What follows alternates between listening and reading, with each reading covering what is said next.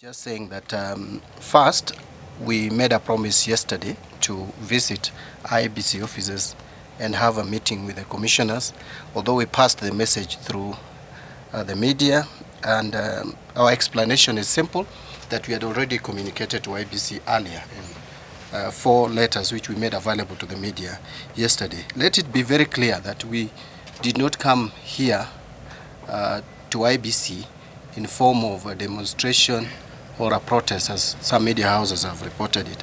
I think media houses are used to ODM always coming to demonstrate at Iebc offices. Today's meeting was purely meeting between Iebc and the leadership of ODM, the officials of ODM as a political party, a party that has fielded candidates in both in Kibra and 3 other electoral wards where there are by-elections coming up soon. So this meeting was consultative.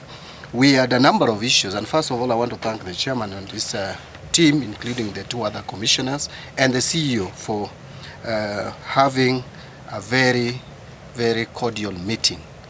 We have had, I think, almost 2 hours meeting. It was a meeting of engagement, and we have discussed a raft of issues, one of which, the first one, key one, was the issue of the register.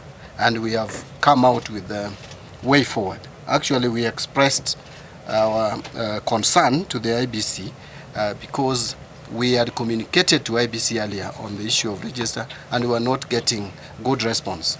The Iebc has also accepted that probably there are a few things that they should have done earlier, so that this meeting would have not even been necessary anyway. But better never late than never.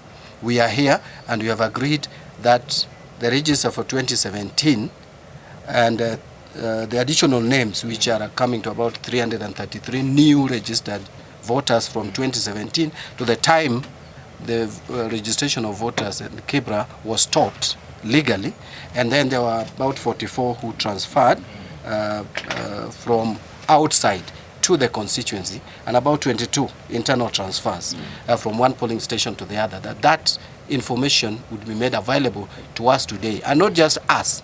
All political parties participating in Kibra can access this. In fact, we have, this meeting is not just beneficial to ODM, even to other parties whom I see their leaders campaigning in the US. Yeah? They are also going to benefit from this. Even those who are campaigning for their candidates in other constituencies, instead of Kibra, they are also allowed to benefit from this initiative that we have had.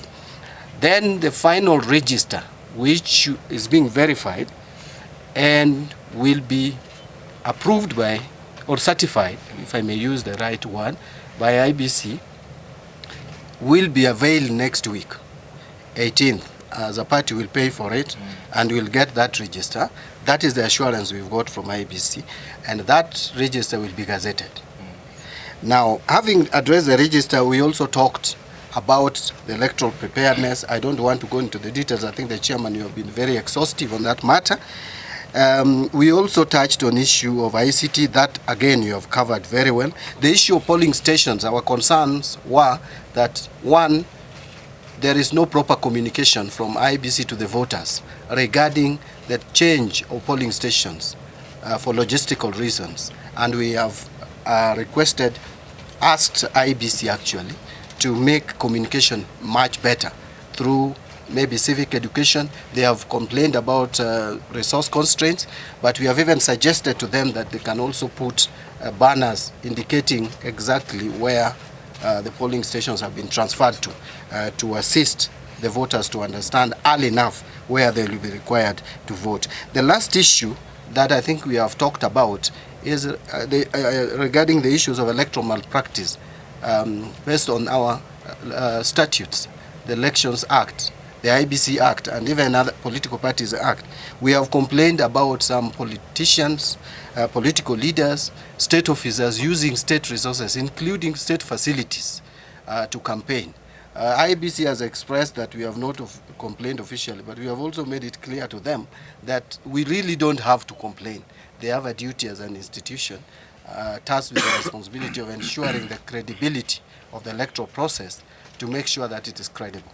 And so the chairman has indicated very clearly that he will be there, plus other commissioners, even though the returning officer is the one who has the responsibility of running this electoral process and conducting the election, but they have an oversight responsibility to make sure that the whole thing is done, and investigation will be done. In fact, we were surprised that they have not assigned an investigator for Kibra. We thought even if the resources are so constrained, even if you have only one investigator, logically that investigator should have first been assigned to Kibra. But we take kindly, we take the response from Iebc that they are going to assign investigator, and the matter will be resolved. I want to just conclude that our concern was on transparency and accountability of this process. Elections are not just supposed to be free and fair. They are supposed to be seen to be free and fair. And that is on that basis that as a party we felt we had a civic responsibility to come to the offices of Iebc, which is a public office, and engage with the commissioners and the commission in general, so that we sort out and clarify matters that were appearing grey, and so that the people of Kibra, Kenyans in general, have confidence that their will be respected on 7.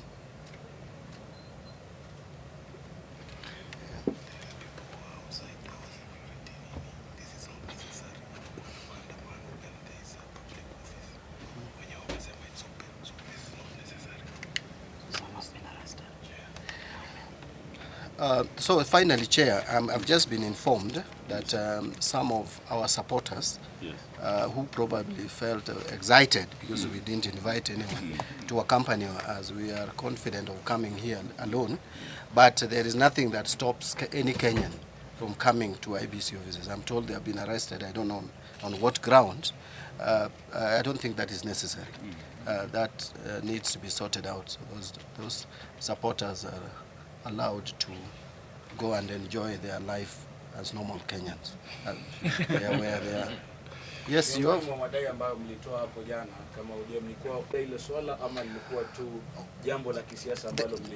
There are issues that we have registered, nothing like mambo ya kisiasa. Everything is kisiasa here, including what I've spoken about. We have already shared everything, including the complaints we have had about some 2 officers. And the commissioners asked us, not necessarily the commissioners whom I had were mentioned, but we have complained through our legal representative here about 2 commissioners whom we feel are, officers of the commission, who are with their accusations that they are interfering with this process. And the commission has asked us to provide information, which we are going to do. So there's really nothing we are doing under the table. Everything is above the table. Not yet submitted. Pardon? Is there any other question? I've just said that the commission has requested us to do a formal complaint. How did we know they would ask for a formal complaint to do it? Is there any other question? Yes. Report accordingly. There was an issue about poll officials. All poll officials who will participate in Kibra will be shared with the political parties through the Office of the Registrar of Political Parties. And if there are any issues, then those concerns will be raised by the parties accordingly. We discussed also the issue of ICT in these elections. There will be no transmission of results from polling stations to the tallying center. This transmission is, the law provides for transmission for presidential elections.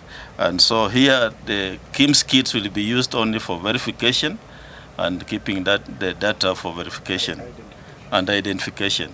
But the other processes are manual, and they'll be handled at the tallying center, at the relevant tallying center.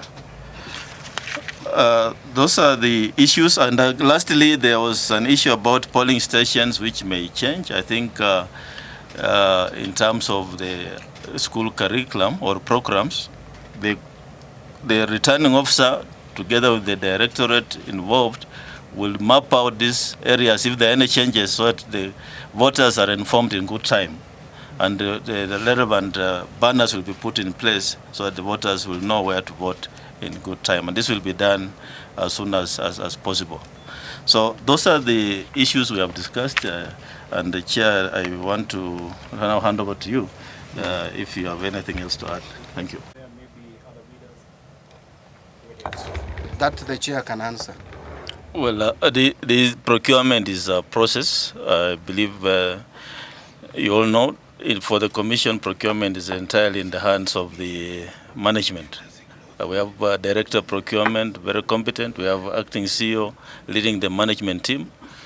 And they obviously they follow the due process in making that procurement, which of course is subject to both internal and external audit. So yes, there were other bidders, and I believe De La Rue was procured eventually for the purposes of these 4 by-elections.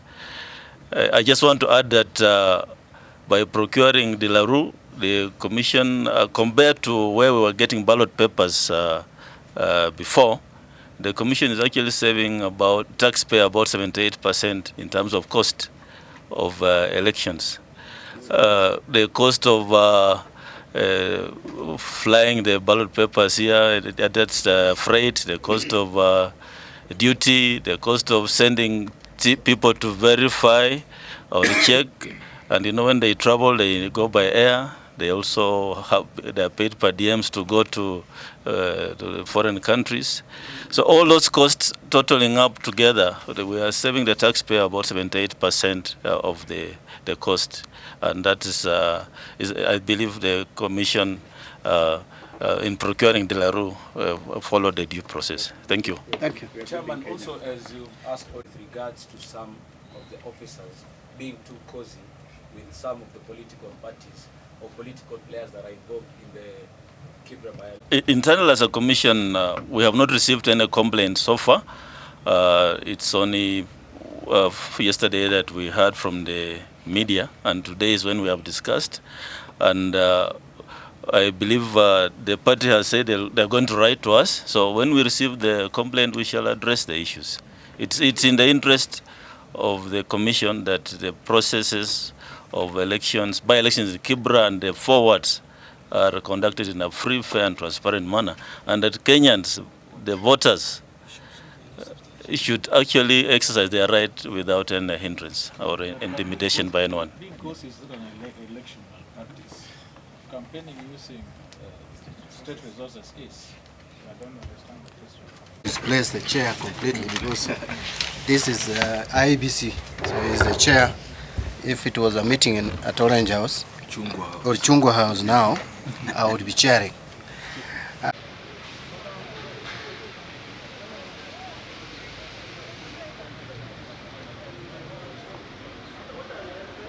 Good day. Yep. Chairman, thank you very much, sir.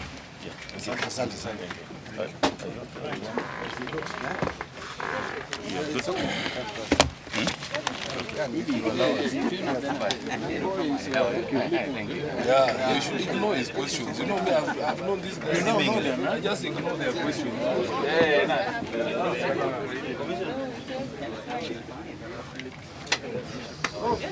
You missed my ranks in a long time